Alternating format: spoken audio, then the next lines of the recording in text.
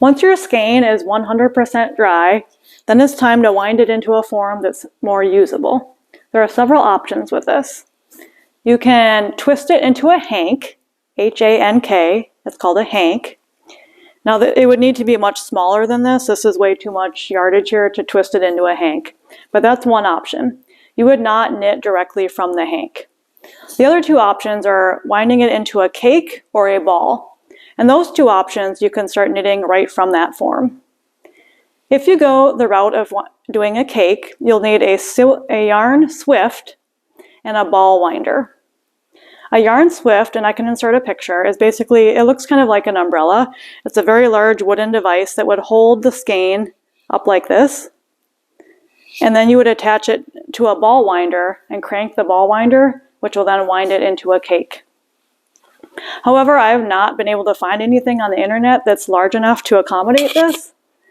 Since my skeins are roughly 600 to 800 yards each, I can't find anything. So if you can find anything on the internet that will accommodate that, please let me know in the comments section. So that means that I am stuck to manually wind this into a ball of yarn, the good old-fashioned way. So we'll be doing that, and I will show you just exactly how we do this large of a skein into a ball. This is a two-person job where I will be acting as the human version of a swift, and my husband has been roped into being the human ball winder. What a good sport. So I've got my skein of yarn stretched out in my hands here, and Matt will be cutting the 4 ties that I did when we put it on the Nitty Knotty initially. So we're going to go ahead and cut that right now.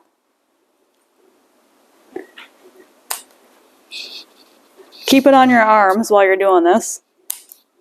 We don't want it to unravel.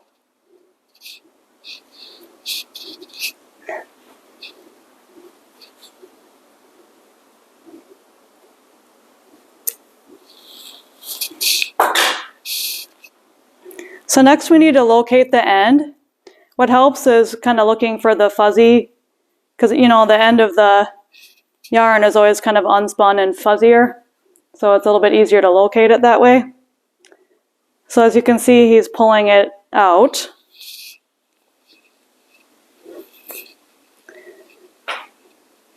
And so if you look closely at what he's doing, he kind of wrapped it around 2 of his fingers just to get it started. And now he took it off his fingers and he's wrapping it around and around and around. So, you know, this is probably the hardest part, is the beginning, just getting it started. Once the ball starts to accumulate some size to it, it's a lot easier. But it will certainly get very tiring, because this is a lot of yardage, so he may need to take a break. But what we're going to do is have him have a seat in a chair. So my job is to keep this from falling off, and I'm going to be kind of unrolling it as we go along. So, you know, I can go pretty slow at this, and it depends on how fast the other person is winding it, of course. So here we go. This is gonna take a little bit.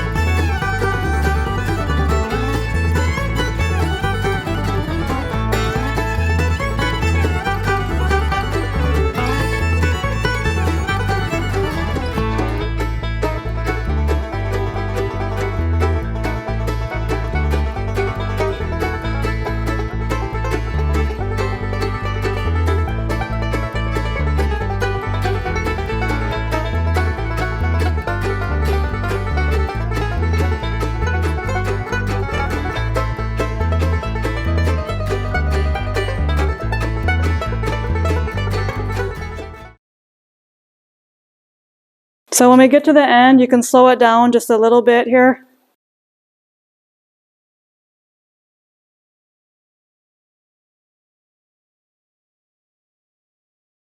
The end is in sight, guys. The end is here. Yay! So once we get to the end, Matt's kind of tucking it under. He's tucking the end underneath a string to kind of hold it in place.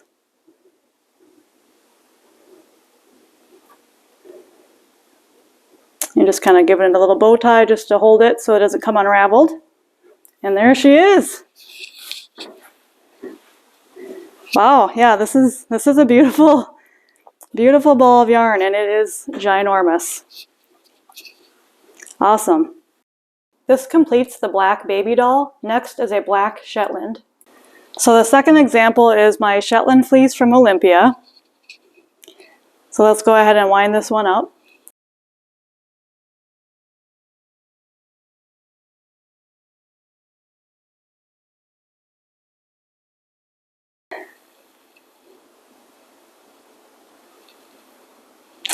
Fantastic. So here's the finished yarn balls. This one is the baby doll and this one is the Shetland. They look awesome. So the next step is to label your yarn. So go ahead and check out my yarn gauge video where I will show you how and what to label your yarn.